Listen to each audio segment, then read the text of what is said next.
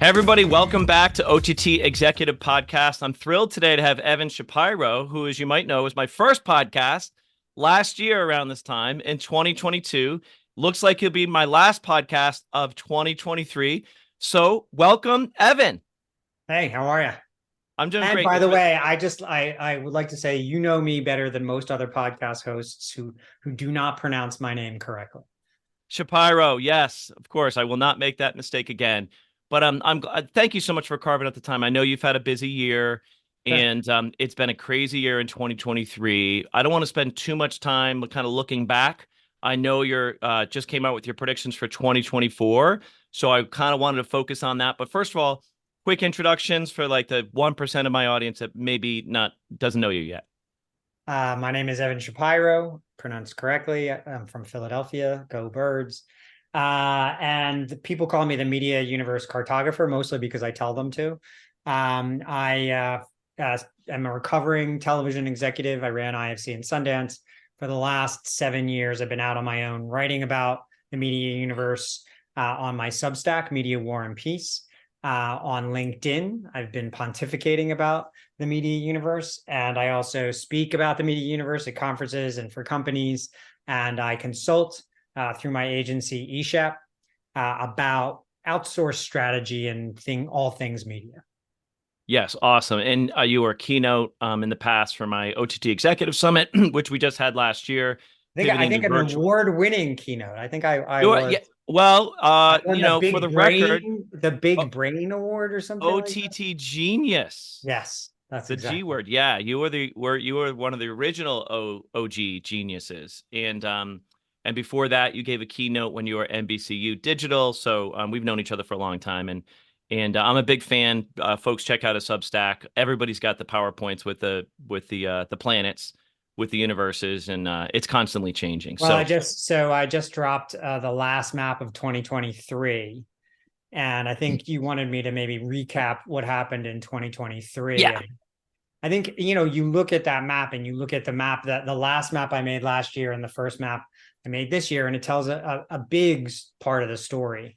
The first thing is that the big media Death Stars have only solidified their Mhm. power in the media ecosystem. Microsoft now owns Activision. Apple's services business is really the only part of their company that's truly growing. Mhm. Meta has rediscovered its power in the ad economy, as has Google. And as a consequence, those companies, by the way, Amazon kind of controls almost, every part of the Yeah. media ecosystem, a major supplier of connected televisions in the United States and regions around the world, a massive, if not the most popular paid streaming video Mhm. service, a massive free video streaming service called Twitch, huge, obviously, in commerce, cloud, and advertising. And in fact, the three largest digital media companies, the three largest big Mhm. tech Death Stars, Google, Meta, and Amazon, now control about 60% of all advertising, not digital Wow. advertising, all advertising in the US. So that is a big part of it. And what's interesting is they are now all at a high point in their market valuations.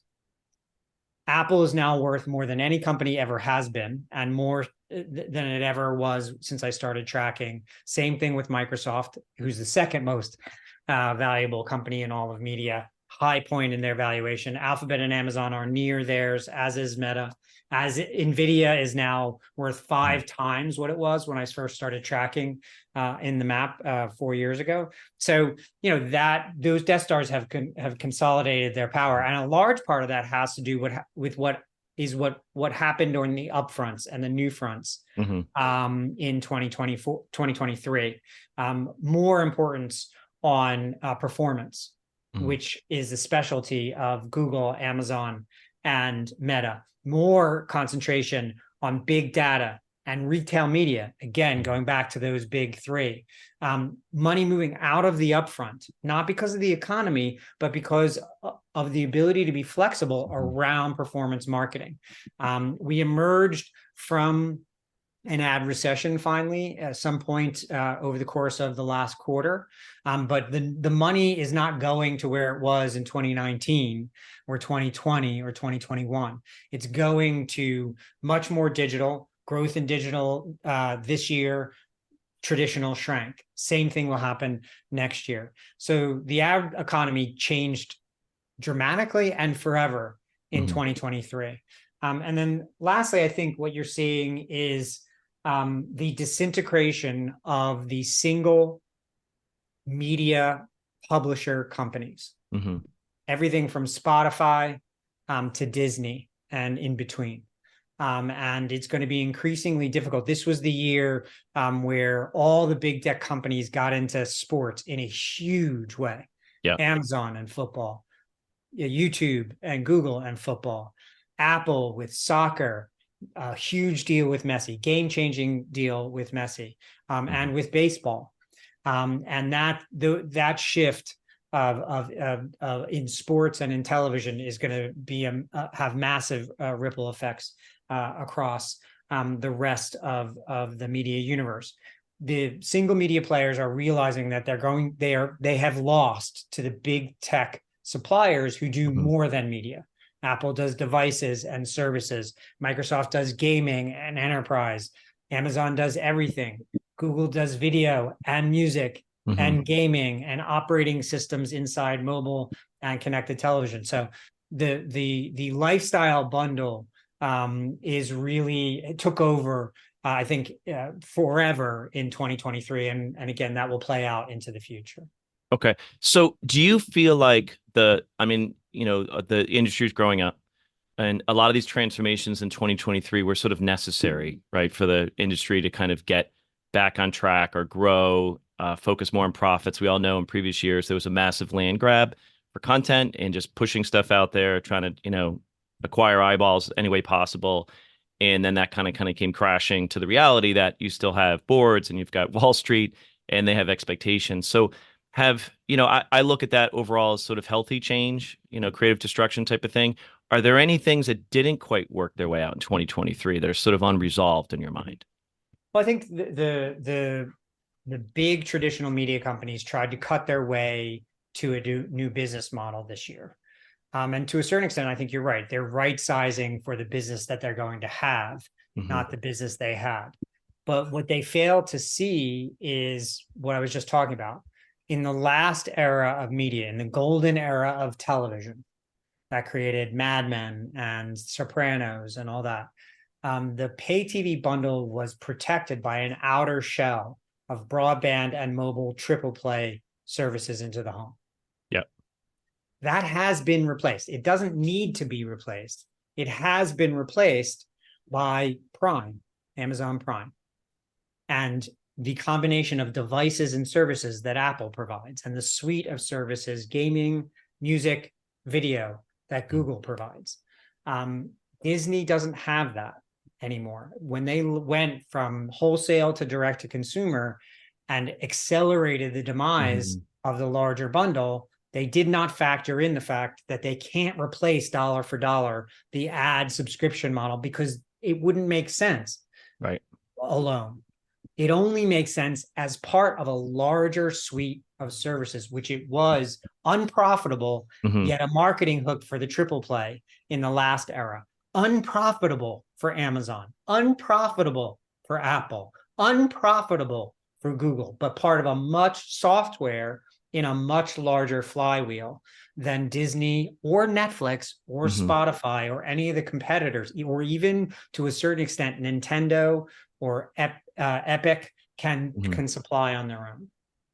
Yeah, and I mean that's part of the reason you probably did the media universe to begin with. And I think for me, there were so many insights coming out of that is all the different, these conglomerations of different business models trying to capture the full sort of continuum of consumer behavior, gaming and social and video and it really is pretty amazing when you think about it, especially when you look at the younger generations, how different they are as an animal from us, boomers.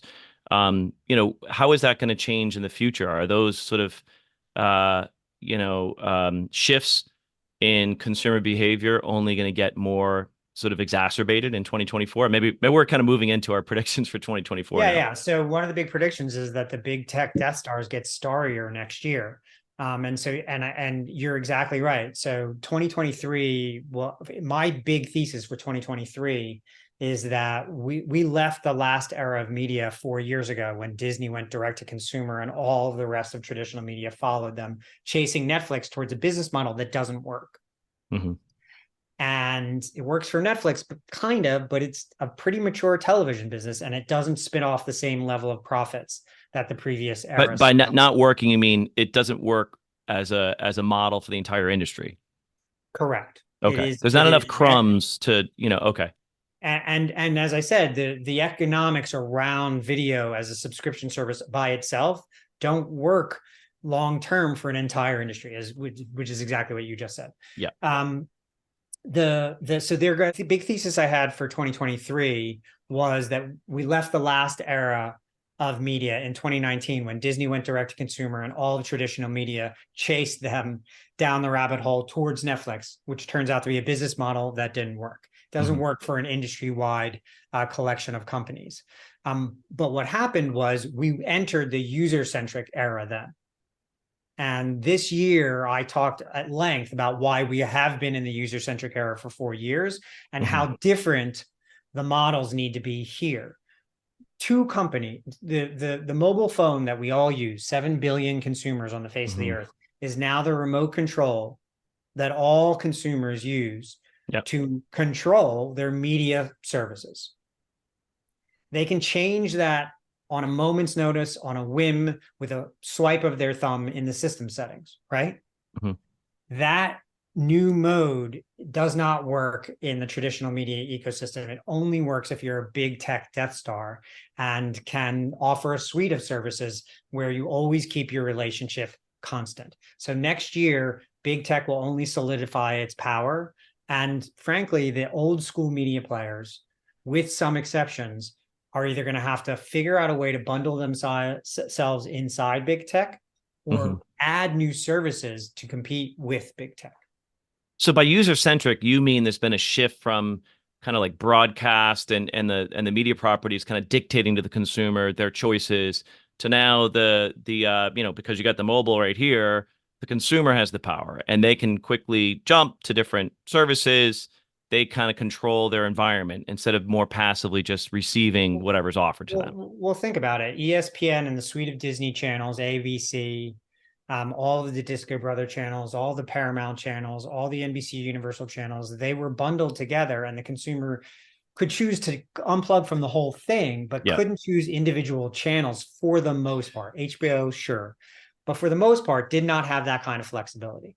Certainly didn't have the flexibility of YouTube TV, which enables you to reorder the channels however you want. And certainly not the ability to cancel any one channel at any time. Mm-hmm. The biggest existential crisis facing these companies as they move their model from pay TV to DTC is the ability for every user to deselect them every month. Churn has increased 25, 30% in the last year. And what this means is users across the planet are going to have 2, 3 premium subscription services at any moment in time, just not the same 3 every month. Mm-hmm. They're going to interchange them depending on what's on the different services at what time of year. And right now, the most common type of subscriber is the serial churner. I sign up for, this is probably everyone other than Netflix is seeing this. I sign up for one thing, I watch that one thing, and then I cancel before the next billing cycle. That doesn't happen in a bundle where Prime Video and free home delivery coexist. That doesn't happen in an ecosystem where Apple TV Plus and Apple Music came with your iPhone when you spent $1,000 on it. That doesn't happen in an ecosystem where you get a Xumo TV, broadband, and mobile. Those types of bundles are where we were. And I think this is the big missing point. We were there for 30 some odd years, 20 some odd years, right? It was a very good business, high margins. We are headed back there again. Prime is the best example, but Apple One and whatever Google and Microsoft come up with, are going to be future versions of this. So the consumer behavior is more spontaneous. It's more democratic. We mentioned, let's And talk yet about, they still want the convenience of a bundle, which is why yes. no one breaks up with Amazon Prime. So we cherish our freedom, we cherish this power, but very often we will trade that out, like our privacy, for Mhm. convenience or savings. So I saw some research. I think it was Maggot Associates that did some research on churn, and their premise was there's good churn, there's bad churn. Some of the churners are very sophisticated; they'll come in and out. But if you offer good, good content after they binge whatever they wanted, they'll come back. Right? They're very sophisticated, very adept. And then there's the bad churners that are kind of like, I'm writing you off. I don't like your content library. I don't like your user experience. I'm moving on to something better for me. Yeah, the problem with the good churner is from a subscription standpoint, you can expect them back. So there's a real lifetime value over 2 years. You can say the lifetime value is this. If they subscribe for 12 of the 24 months, that's their lifetime value. Hmm. That's the Magid premise. And I Yeah. get that. The problem is these services cannot and will not survive by subscription alone. They're all adding advertising. Okay. And if a subscriber comes and goes month after month, the lack of consistent viewing is really a detriment to the ad product. That's what Netflix is having problems with. Their view, first of all, they just don't have anybody on their ad tier, but the It's growing inconsistency. though. I mean, to their defense, it seems like it's grown, maybe not quite to expectations. I don't. You've got better data than I do, Well, Evan. they so they like to confuse the data. They like to put a fog of war into the data conversation. So Okay. in May, they announced they had 5 million monthly active users, which is kind of like having a lemonade stand as far as an ad sales platform goes. They just recently announced with their new head of ad sales, who's never worked in ad sales before, said that they had 15 million monthly active users. If you assume 2.5 people per household on a Netflix subscription, these are Okay. not new subscribers who have left the house, but people who live in the home. That's about 5 million subscribers, which is around 2.5% of their total worldwide subscription. By the way, if you had a website that had 15 million monthly active users, you wouldn't get through the lobby of any ad agency worth of salt in the industry, Yeah. right? It's not a real business, which is why they're not announcing their sales numbers, which is why they just fired their head of ad sales, which the traffic was not her fault, by the way. But crucially, they've replaced their head of ad sales with somebody who understands content acquisition, Yeah. packaging and pricing, and the Netflix platform better than probably anyone in or outside the company. So I do think they're understanding that it's not a sales problem, it's a product problem. And I think they're going to try to address that in 2024 if they can, because they have the lowest churn in all of SVOD, in Hmm. all of streaming. If they can manage to deal with their programming, use programming and pricing to create their usage problem. Their problem now isn't a product problem, it's a usage problem. Hmm. And the usage problem is because there's nothing on the product to watch Hmm. and the pricing isn't good. If they fix that in 2024, then advertising will turn into a meaningful revenue stream for them by the end of 2025. If they do not fix that in the first half of 2024, it will be a very bad year for Netflix. Interesting. I think the data I was looking That's at that's wasn't one of my predictions for okay. That's fair. That's fair. I think the data I was looking at wasn't total number of ad-based subscribers or ad-based viewers.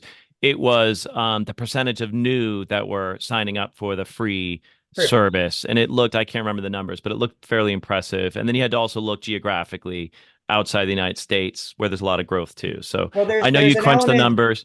there's an element. So in 2023, Netflix managed to grow their subscriber base pretty substantially Mhm. because they migrated a bunch of people from sharing passwords to their Yes. own account. That pool of available consumers that they're converting, which they're rolling out, by the way, they did not do it all at once, which was very smart because it kind of eased them into the ecosystem and gave them growth throughout the year to talk about. That pool of consumers is coming to an end. There are Mhm. only so many password sharers that you can convert. And so by the middle of next year, they'll have run through that cycle and they're going to be looking for growth from somewhere else. If they can solve their usage problem as they lead into the new fronts and upfronts, and they can Mhm. convince advertisers to come back after they really got screwed on guarantees, Mhm. right? They gave money back I know that was last. crazy. Yeah. So if they can at least show signs of real growth month on month, quarter on quarter in the first half of next year, because they fixed their usage problem, then they can turn their advertising product into meaningful revenue in the next 24 months. If they do not, they're going to miss that window over the course of the first half of this year, and it's Mhm. going to be very problematic for them at the end of next year. Okay. By the way, All one of right. the way I've changed my predictions is there's two different outcomes here. If they fix this, this works. If they don't, this happens. And so I'm giving myself two options on Oh, every you're prediction. hedging. All right. We'll see where it ends up a Yeah. year from now. Well, But this I mean, happens. So yeah, yeah, that's good. So it's been a weird year. Like, can you draw many conclusions or predict much based on what happened this year because of the writer strike, because of just some of the, I don't know, it's like the awkward teenage years, or do you have yeah. to kind of, ignore a lot of what happened this year? Because some of it was catching up, some of it was Well, just didn't work. yeah, there's only so much you can kind of predict based on an anomaly, right? Yeah. Which is why everyone failed to predict what would happen after lockdown. All Yes. of big tech and all of big media failed horrifically, which is why there have been so many job losses in both areas, way different than the rest of the economy. Tech and media have been shedding jobs to the tens of Hmm. thousands, while the rest of the economy is adding jobs. And that is because from everyone from Amazon to Warner Brothers all misread the numbers from lockdown. What you can do though, so the strike year is another one of those anomalies. Hmm. However, the content shift was happening in big media prior to the strikes. Money was leaving scripted Hmm. and leaving many at bats to go to bigger, more mainstream products, especially sports. So money is moving out of the rest of programming and into sports. Look at Netflix. Look at where they've made some really big bets of late. The quarterback show, the F1 show, a ton of other Hmm. live sports competitions they're going to have next year. So they're moving into the sports space, even though they don't want to invest in sports rights. Hmm. But then Apple and Amazon and Google all stampeding into Big time. sports Yep. as well. So I think you're going to see the NBA. The NBA negotiations are up in March. They start in March. I have a hard time understanding how the cheapest people on earth, John Malone and David Zaslav, justify paying 4 times what they're paying now for NBA rights. I Is can't that what see they're how asking for? Four that's times? what they're going to get. Oh, wow. That's what they're going to get. Wow. Especially after this mid-season tournament just did really well. They're going to get 3 to 4x, somewhere between 3 and 4x. And they're going to get that because Apple is going to bid on it. Whether they get it or not, they're going Hmm. to drive up the price. Amazon is going to bid on it. Google's going to bid on it. Whether they get it or not, they're going to bid up the price. You Yep. know, Disney can't afford to lose it. And so we'll see. And the answer to that conundrum, whether Discovery, Warner Brothers Discovery, Disco Brothers pays for the NBA or not, will pretty much predict the outcome of Disco Brothers themselves. Hmm. It's either the very end of the end or the beginning of a potential new chapter. Hmm. If Apple winds up with it, everything goes crazy, et cetera, et cetera, et cetera. So that's one thing I think you can predict is that money will continue to move into bigger, broader bets, and especially around sports, the content money. Well, sports is one of those tent poles that you get the guaranteed eyeballs. It's water cooler conversation. It's got, it sort of permeates throughout the industry through social, everything. Is that healthy for the industry though? Like, I mean, to overpay for content, isn't that part of the problem? Like we're trying to fix as an industry? Yeah, I don't. I really don't mind it inside my Okay. Amazon Prime subscription. I doubt very much if I'm a YouTube TV subscriber that I'm going to really notice the price increase all that much. And because these big tech companies can afford to lose money on TV and sports rights as they amortize it, the Black Friday Thursday night football game, which was a big shopping event, Yep.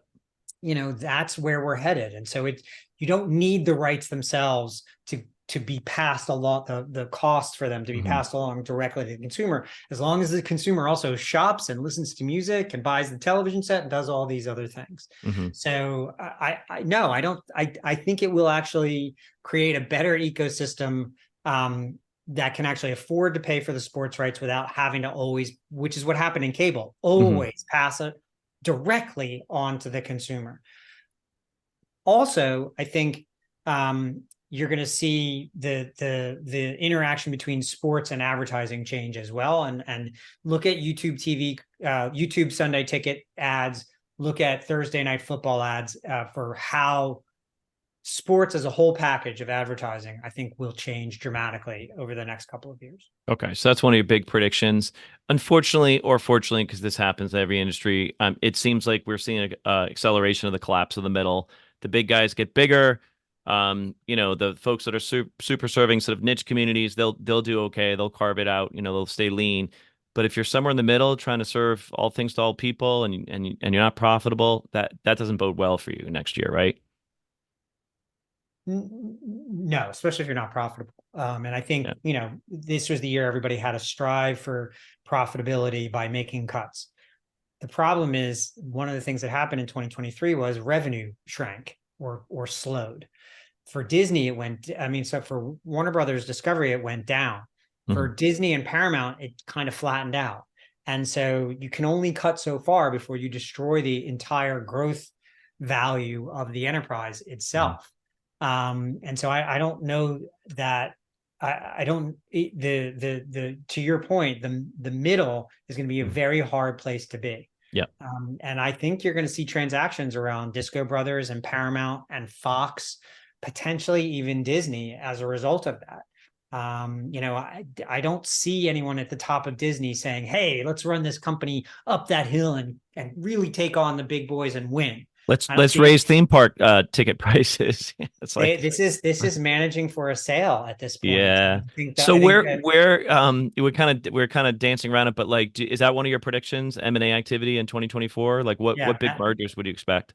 It's very, I don't, what I want to happen or what I think should happen, I don't know that it will.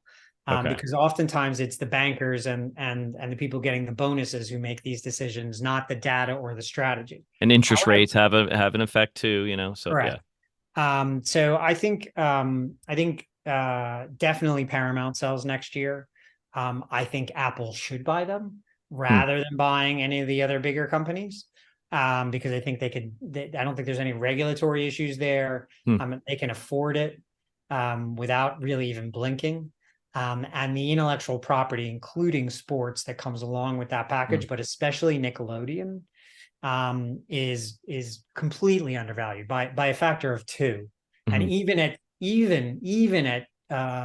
20 or 30 billion dollars, it's a steal for a company like Apple. I don't think anyone should ever buy Warner Brothers Discovery again. I think it's a bad luck charm. And I think whatever happens, I think they will sell in the next 24 months. And I Hmm. think you're going to see the disappearance of the Warner Brothers, HBO, CNN, Discovery, TLC, HGTV brands as a result of that. Can And you that's believe that those are all those you mentioned? Those are powerhouse brands. What the happened? only the only things that will probably survive the next melting of that complete ice cube Hmm. is the DC universe, Harry Hmm. Potter, maybe HGTV. Hmm. And that's about, and Warner Brothers will come back in Space Jam reboots every few years.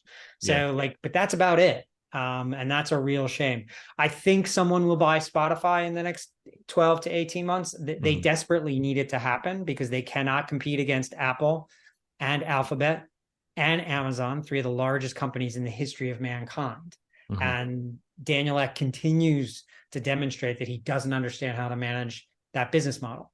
I think someone should buy Disney and put them out of their misery, frankly. Wow. And I think Apple is the most Apple is the most likely buyer there. But I think Microsoft, comes along and makes a play, and you could see Disney making a play depending on what happens. I mean, sorry, Google making a Yeah. play depending on what happens. But yeah, there's no idea at the top of that company anymore. It is literally, it feels like a garage sale. Hmm. And it's a shame. Yeah, the last 3 years, some of these once great giants are just struggling to figure out a strategy to kind of dig out.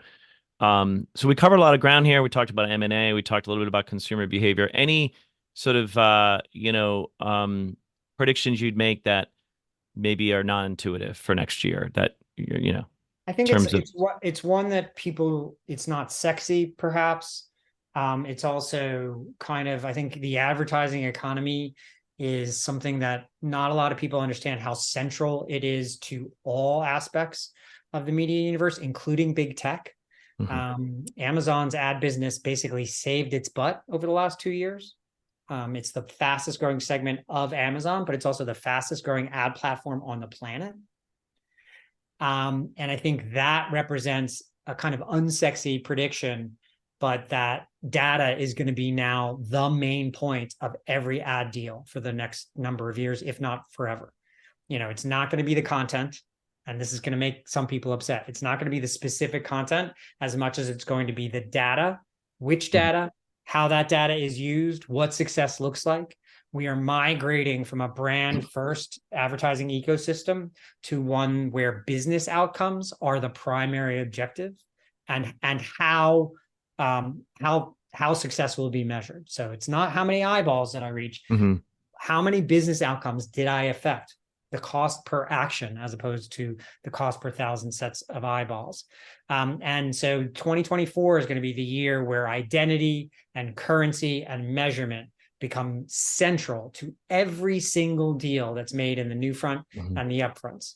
And I think that started last year, and I don't think everybody understands how seismic a shift that is. mhm, Because we're really going to move this year from Nielsen as the currency that everybody talks mhm, about, and they hate it, and there are some other alternatives, to every deal will have some different kind of currency in it. Nielsen will be there, but so will a bunch of others and different kinds of measurement. And how my data commingles with your data mhm. in a way that predicts outcomes is really going to be much more central to every deal and every relationship between advertiser and platform on a moving forward basis. So Yeah, it's it's not just so simple sexy. as. Yeah, It's go not ahead. sexy, but I agree with you. I think the data is very important. I did a focus group of some younger people, and it was really interesting. Some of the top shows were like Suits and The Office still. And so it's not like you just build it, invest billions in content, and suddenly you get your advertisers and your subscribers.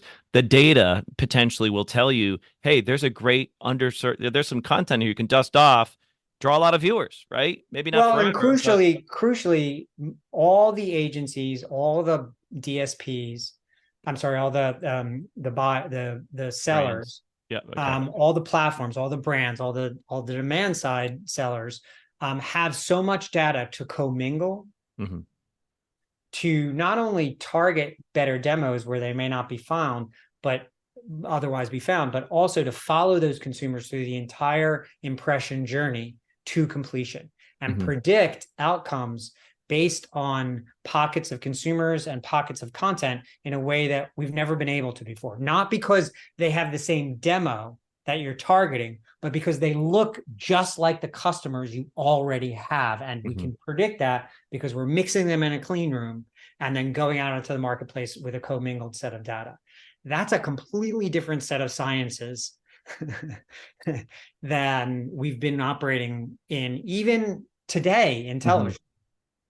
Yeah, And it's not just creative, it's data scientists. So we're kind of leading to something. This is a big theme in the OTT Executive Summit last week is AI. We got to talk about it. Big theme of 2023.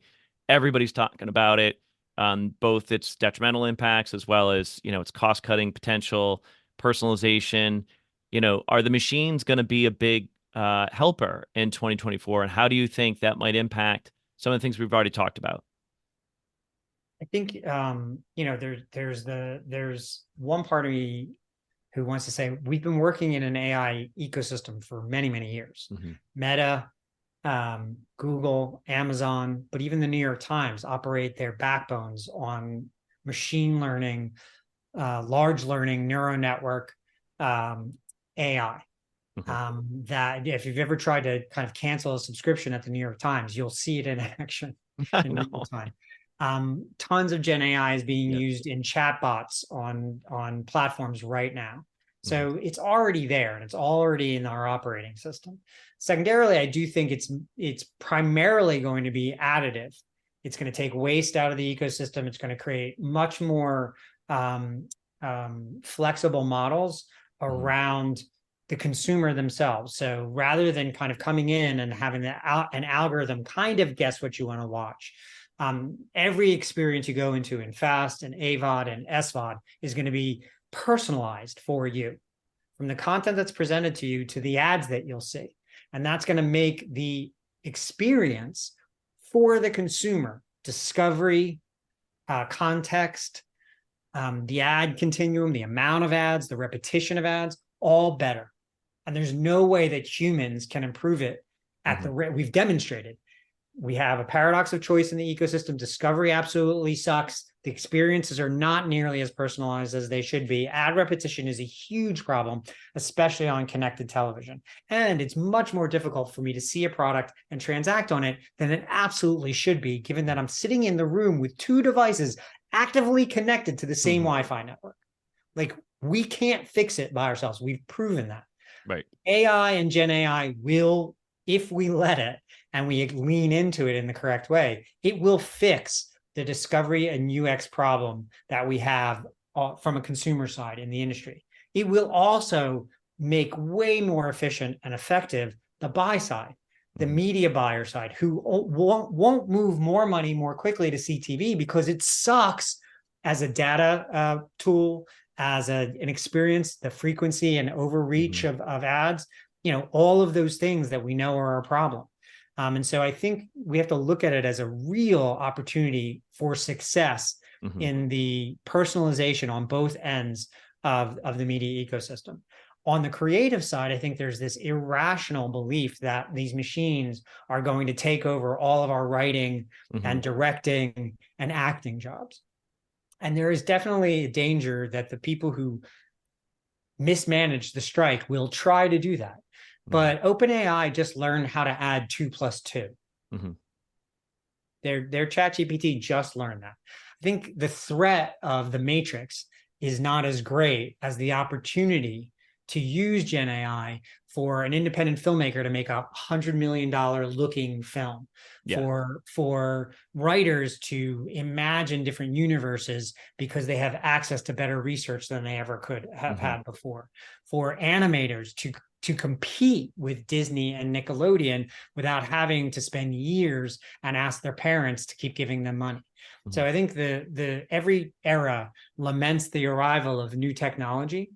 But in the end, content gets more democratized. And I think that's one of the outcomes that will come. And the ecosystem usually does improve itself because of the power of new technology. That said, the idiots in Washington have to learn how to better regulate technology. They have failed on social media. They have failed on big tech. They're going to fail on AI. And if we do not start electing people who understand technology, that's the great risk. That is the big risk that I think we face. Yeah, and there's over-regulation, there's under-regulation too. They got to get they got to get smart the about right it. regulation. I didn't say over-regulation. You know what I mean? Like, to a certain extent, Section 230 is an example of over-regulation, not under-regulation. Yeah. And so I think we need to understand the effect that the decisions made in DC have on the lives of every child we will ever bear. And we did a study on data privacy. Most adults in the US do not understand who's collecting their data on a daily basis and how it's used. 2/3 of American adults don't understand that. That is a major failure of our society.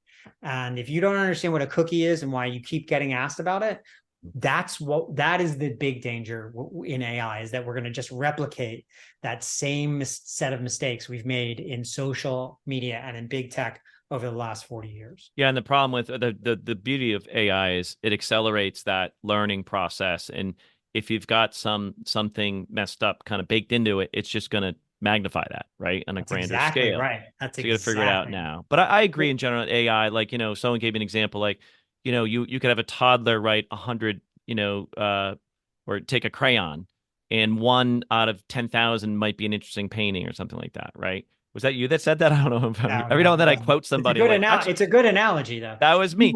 But that you could do that times, 100, and now you have 100 good scripts to start with, right? As a writer, to kind of like, okay, the machine that's kind of interesting ideas. So The The humans best need to be the best pieces curators. of the best pieces of writing that I've gotten back from Chat GPT have been ones where I enter in 100 to 500 words to Mhm. start Okay. and ask it to say, expand this, open this up, do some research in this area. That it's a brush, not a canvas. It's not a Good. finished painting. It is another tool for us to use as artists and creators. The biggest use case is going to be in boring back office stuff that humans should not be doing in the first place. Right. We there are things we ask technology to The do because tedious stuff, right? Let the it's machines just do not a that. real job, and Yeah. we're asking people to do the same thing over and over and over and over and over again is bad for their brains. Yeah. No, I totally get that. Okay, well, listen, we're almost out of time. For 2024, I know you're really good at crunching the numbers. You'll look at a financial report and I like to do that stuff too. I'm kind of wired that way. Let's just, close with your investor's hat on. Is 2024 going to be a good year to invest in the media and entertainment market? Just leave it open-ended. I would say the same thing I said at the end of last year that turned out to be really well, which is invest in those 6 companies I mentioned at the beginning of this podcast, and you pretty much can't go wrong. Apple, Microsoft, Amazon, Meta. I can't believe I'm saying that. Nvidia, Alphabet. Those companies I don't think are going to go anywhere but up next year. Hmm. And even with regulation, Google just got regulated. I would also say that there's a bit of a bubble around AI right now. So be careful in that Okay. space. I think that people are overextending themselves. I think it's a very rational bet to make long term. Hmm. But the prices and the multiples that are out there today, especially around the prices of chips themselves, Hmm. that feels like a bit of a bubble to me. So I would be a little bit wary of that. I think lastly, what I would say is look for companies that have a diversified revenue stream. The Hmm. New York Times is a pretty safe bet. Hmm.